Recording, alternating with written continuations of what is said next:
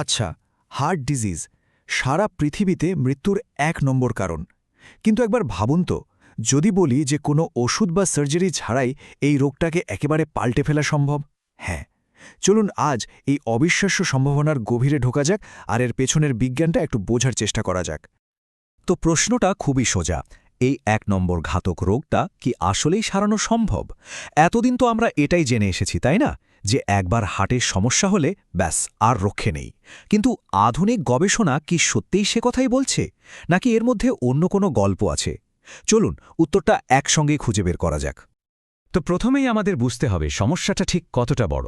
Heart disease কিন্তু শুধু একটা অসুখ নয়, এটা রীতিমতো একটা গ্লোবাল মহামারী। প্রতি বছর লক্ষ লক্ষ মানুষের জীবন কেড়ে নিচ্ছে এটা। এই দেখুন ভারতের বিখ্যাত কার্ডিয়াক সার্জন ডক্টর দেবী শেঠি কি বলছেন। ভারতে এটি মহামারী আকারে রয়েছে, মানে অবস্থাটা এতটাই গুরুতর। উনি আরও বলছেন যে ভারতীয়রা জিনগতভাবে হার্ট অ্যাটাকের জন্য অন্যদের চেয়ে ভাবুন ৩ গুণ বেশি ঝুঁকিপূর্ণ, যা পুরো ব্যাপারটাকে আরও অনেক বেশি জটিল করে তুলেছে। আচ্ছা, এবার এই পরিসংখ্যানটা একটু দেখুন। এটা কিন্তু সত্যি চমকে দেওয়ার মতো। একদিকে ইংল্যান্ডে হার্টের রোগীর গড় বয়স ৬৫ বছর, আর অন্যদিকে ভারতে সেটা নেমে এসেছে মাত্র ৪৫-এ। চিন্তা করা যায় এর মানেটা কি দাঁড়াচ্ছে? মানে হলো, ভারতে এখন এমন দিন এসেছে যখন একজন বয়স্ক বাবা তার কম বয়সী ছেলেকে হার্টের অপারেশনের জন্য হাসপাতালে নিয়ে আসছেন। পুরো পরিস্থিতিটাই যেন কেমন উল্টে গেছে। তো এখান থেকেই প্রশ্ন ওঠে যে আমাদের প্রচলিত চিকিৎসা ব্যবস্থা কি যথেষ্ট? চলুন দেখি। ওষুধ ও পদ্ধতির ঊর্ধ্বে সমস্যার বদলে মানুষকে চিকিৎসা, মানে আধুনিক চিকিৎসা তো অনেক এগিয়েছে, এতে কোনো সন্দেহ নেই।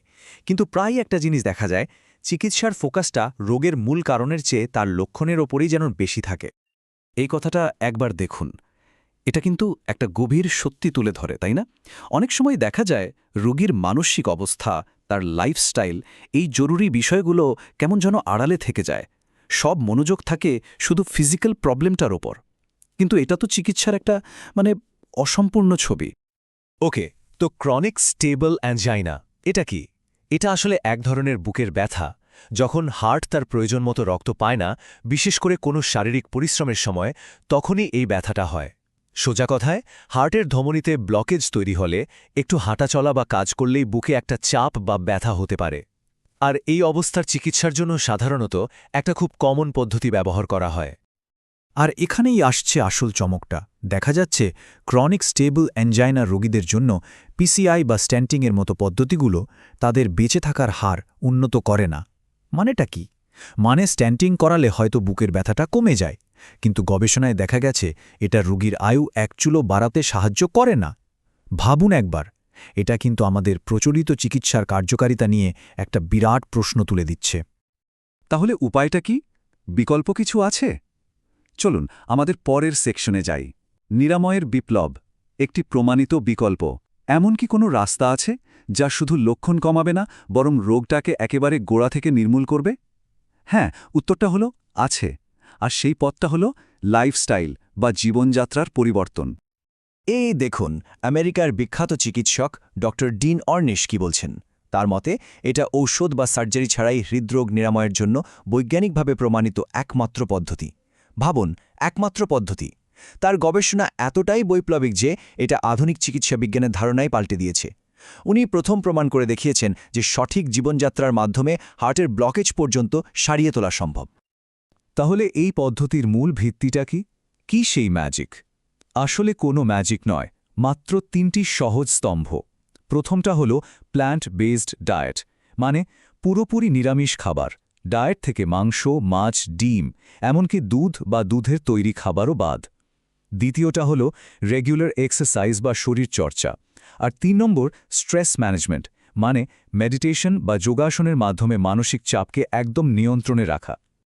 আচ্ছা, এই লাইফস্টাইল চেঞ্জ যে কতটা পাওয়ারফুল হতে পারে তার একটা জলজান্ত উদাহরণ দরকার, তাই না?